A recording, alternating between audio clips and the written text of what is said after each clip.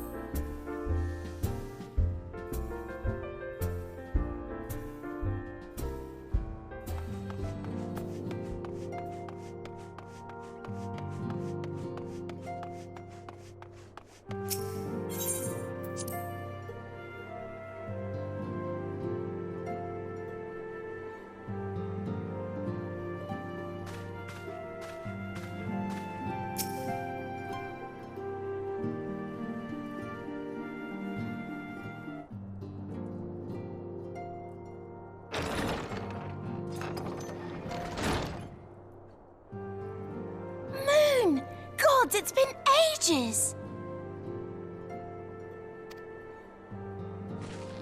Oh, longer, sister!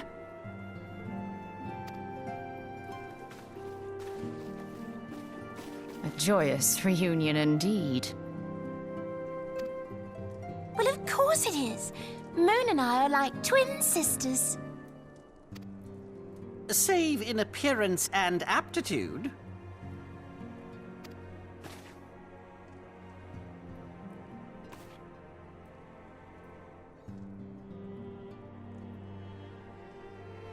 Everyone, if I could have your attention. We have with us an esteemed guest who has come from Sharlayan to assist us. I bid Moonbreeder join us here that she might share with us her extensive knowledge of aetherites. Also, as many of you are already aware, she has been overseeing our research into white auracite, a sample of which she has been good enough to bring with her.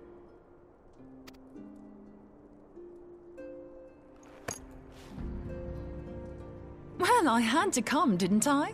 You'd have to be bloody daft to turn your nose up at a chance like this.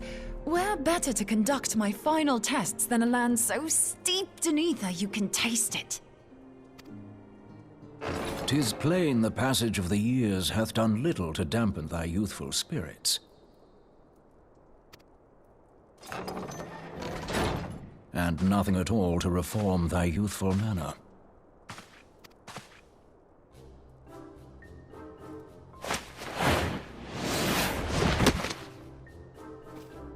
Urianger, where in the hells have you been hiding? Unhand me.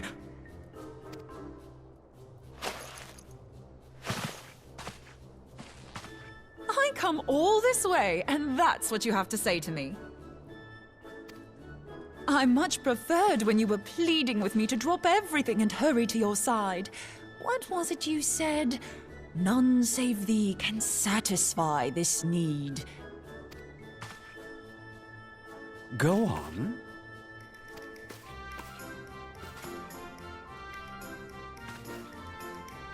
Thine artless attempts to misrepresent mine all too innocent motives do thee little credit.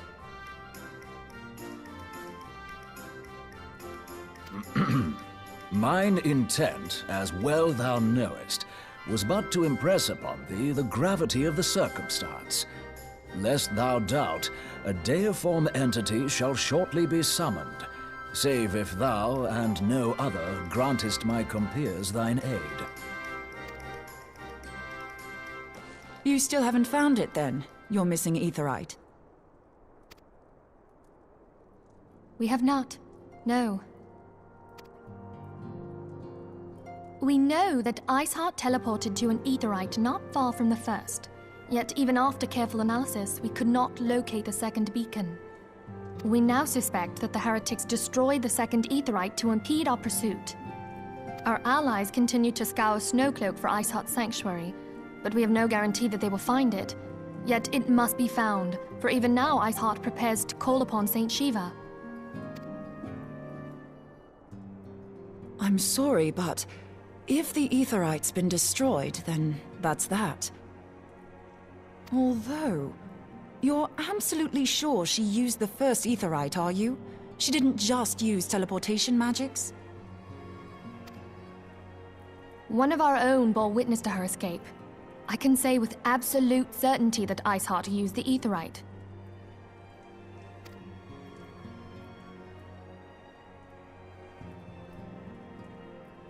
In that case, there might be a way, so long as the ethereal current is still flowing. Truly? How? We use the current to recreate the beacon.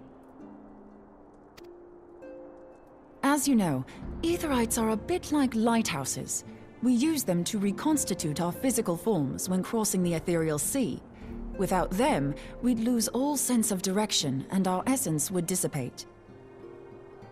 However, we don't rely solely on these beacons. There are currents of ether which flow between them, currents which help guide us to our destination. Now, these currents will gradually dwindle away to nothing if an aetherite is destroyed. But if even a sluggish flow remains, we could theoretically use it to direct a surge of concentrated ether towards the void left by the beacon, and thereby fill it up again. Like opening the floodgates to fill a dry riverbed. Though, correct me if I'm wrong, but would we not need a veritable reservoir of ether? In concert, we might manage to channel a sufficient volume, yet that is not my chief concern. To direct the flow of so great a volume of ether with the requisite precision would be a nigh impossible task in itself. I barely succeeded in facilitating travel to an unattuned beacon. That which you describe sounds considerably more difficult.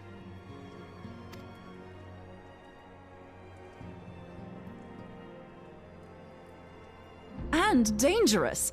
Every person who has attempted to teleport in this fashion has died in the process. They, however, did not have white aura sight at their disposal. I can use it to channel all the ether you can give me into the aetherite.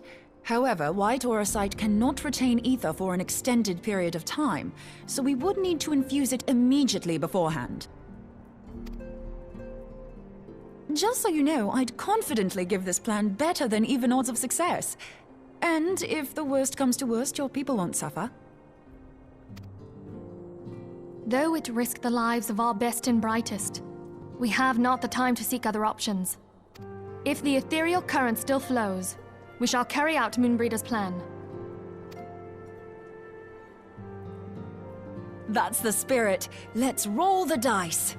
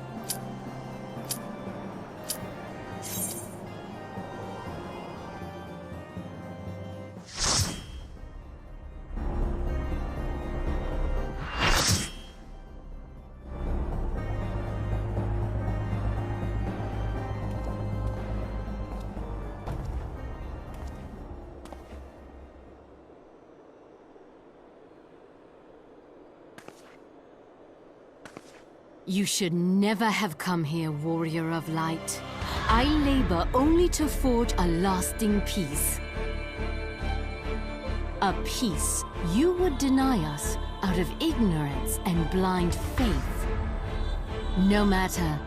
If it is our fate to be at odds, then it is mine to strike you down. We whom gods and men have forsaken shall be the instruments of our own deliverance. Partake of my flesh. Fill this vessel with your light. Walk amongst your brothers and sisters once more. Oh, Saint Shiva, still the hatred within our hearts and bless us with eternal grace.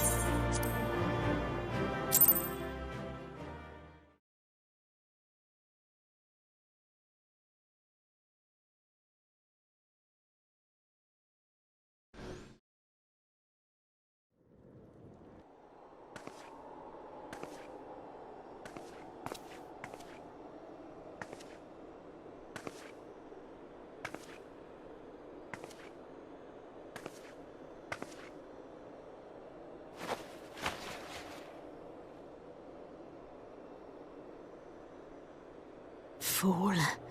Blind, bloody fool.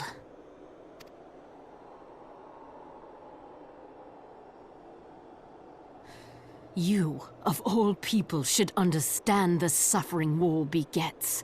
That no sacrifice is too great if it brings an end to the violence.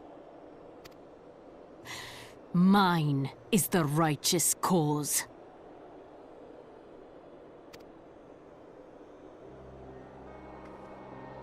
You fight in a war you do not understand. A pawn of liars and schemers. And they are no less ignorant than you, following the creed of their fathers without question, never thinking to ask why. Trapped in a delusion of their own creation, and blind to the truth.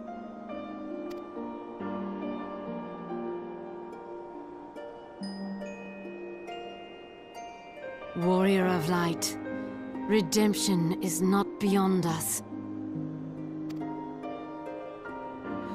We who walk before may lead those who walk after. Seek the Keeper of the Lake. See with eyes unclouded. Do not squander Mother's gift.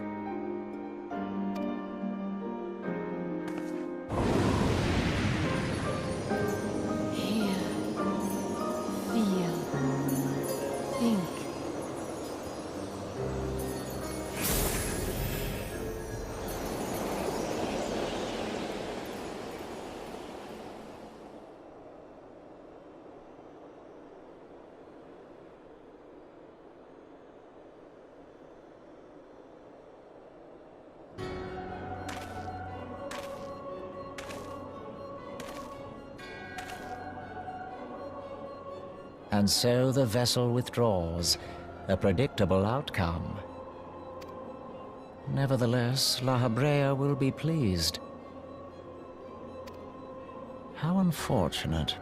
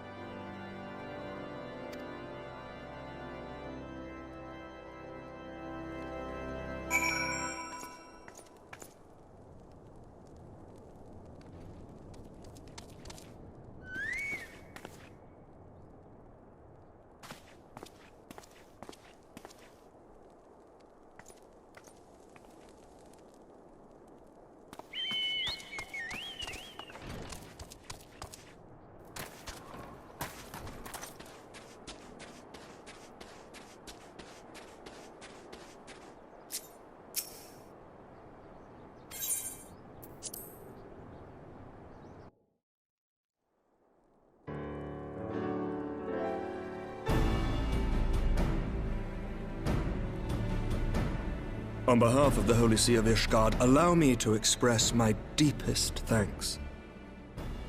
Never before have we been required to contend with a primal. Indeed, there were fears in some quarters that our knights might not be equal to the task. From what we have now learned of these beings, I can say with certainty that we would have lost a great many men had the Scions not intervened. Then the argument for preemptive action should be self-evident. Perchance now you will reconsider my proposal that Ishgard move against Nautalon. Ere we first met, a similar proposal was tabled, but the Holy See decreed that we were to observe, and that military action should be taken only in self-defense. All things considered, it was not an unreasonable decision. Since the calamity, 2 vigils have fallen to the Horde, while Garuda has never shown any inclination to storm the gates of judgment. Which is why this unprecedented crisis and its resolution may prompt a change in policy. You who have faced these primals know well the threat they pose. Ishgard did not. Not until now. And there is naught like a brush with death to change a man's outlook. At the very least, this should silence any lingering objections to our arrangement with Revenant's Toll. The Holy See may even feel moved to grant us its formal endorsement. So far as it is possible, the Scions shall be compensated for their service. We should be grateful for any aid you can provide. As a gesture of good faith, I shall withdraw my previous request. Your people are doubtless needed elsewhere. That will not be necessary. We, too, have a vested interest in watching Dravania's movements. I see. Once more, I must thank you. Sir Emmerich, if I may, do you truly believe that Midgard-Zoma could return?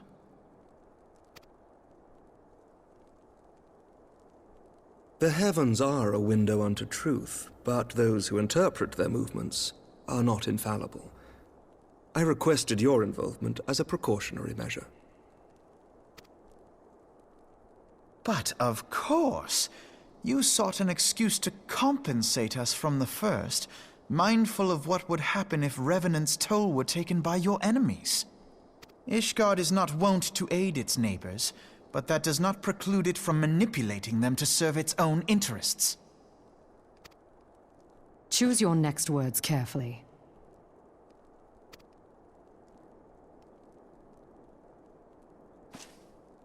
Do you know what sort of man becomes Lord Commander of the Temple Knights? One who comes from good stock.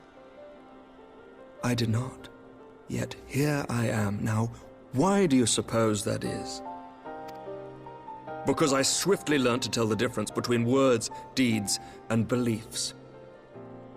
You are correct, Master Leveilleur. Ishgard desires to see Revenant's Toll flourish, as it would present a troublesome obstacle to our enemies from the south. We are so glad to be of use to you. As we are to you. Ours is a mutually beneficial arrangement, lest we forget, one born of necessity. The dragons grow more restless by the day, and the heretics harry us nigh without cease. We have contended with such troubles for centuries, but there are limits to even our endurance. Yet as a pauper is loath to part with his meager possessions, the leaders of Ishgard are not wont to render up their trust to outsiders. But with perseverance on our part, they may yet be made to see the light. Nevertheless, one must take care when walking the road less traveled. Wise words, Sir Emmerich. I shall make a point to remember them. I must apologize for my earlier outburst. I hope it will not sour our good relations. Not at all. You but spoke from the heart. I trust you understand that at times my duties may prevent me from meeting with you. On such occasions, my second-in-command will speak for me.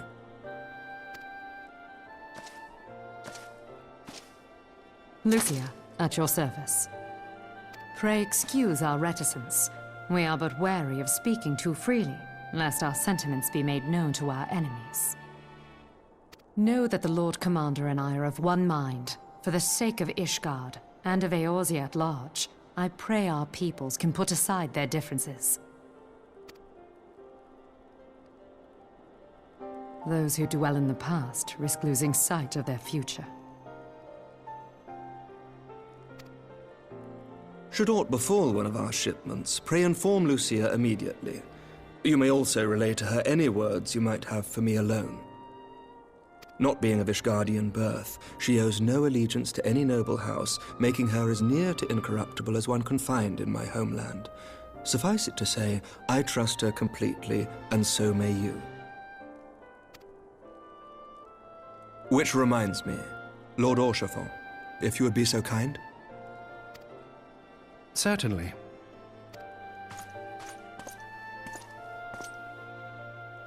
In times such as these, trust is ever in short supply. Mayhap this will go some way to rectify the problem.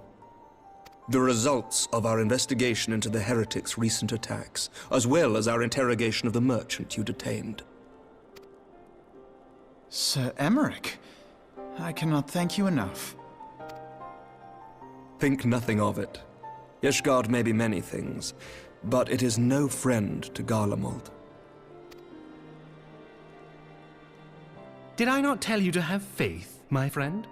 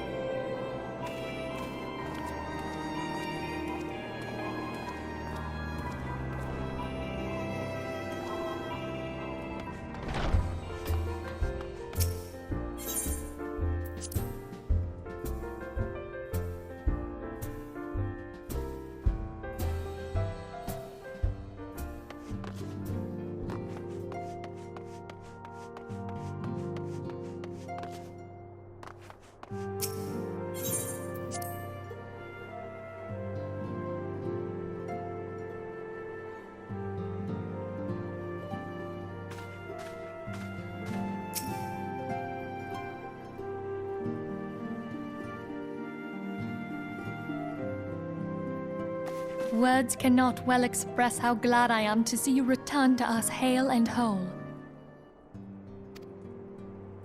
Needless to say, I am most eager to hear your account of that which occurred in Curthis, assuming you're ready to speak of it. Excellent. I shall summon the others at once.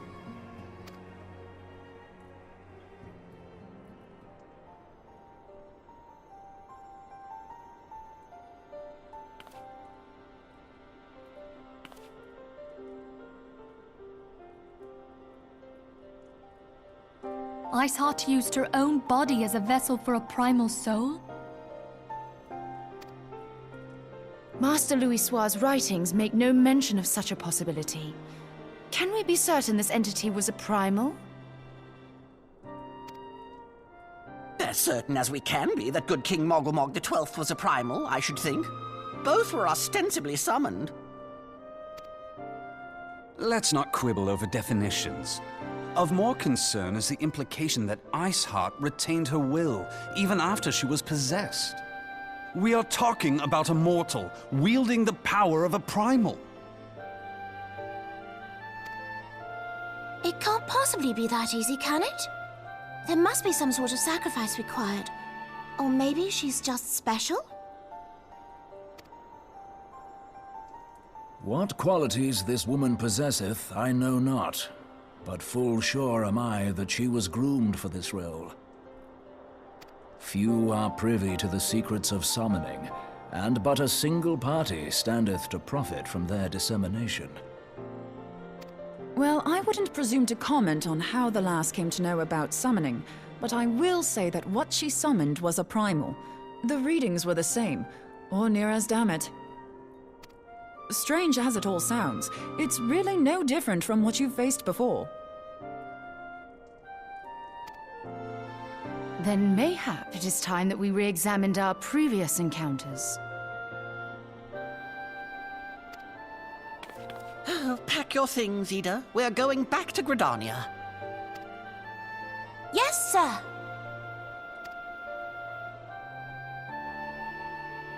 About Iceheart's final words to you.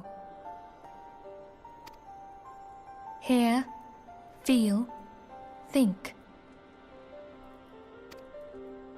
Hydaelyn speaks to her as well.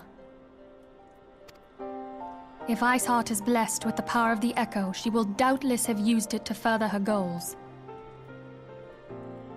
Or could it be that it was a revelation granted her by the Echo which first set her on this path? She did say that the Ishgardians were blind to the truth. Do you think she has knowledge of the origins of the Ishgardian-Dravanian War? It would do much to explain her unwavering conviction. Did not the Lady Iceheart implore thee to seek the Keeper of the Lake? And did she not imply that in so doing thou wouldst come to see with eyes unclouded? Midgard-Zoma was a king amongst kings who reigned for centuries on end. But he is dead and his wisdom lost to the ages. Unless the Ishgardians' fears are well-founded. It would seem we have yet another reason to stand watch over the Keeper of the Lake. For a mercy, we are well positioned to do so. Iceheart, Shiva, Ascians, and Midgard-Zoma. I shudder to think how they're all connected.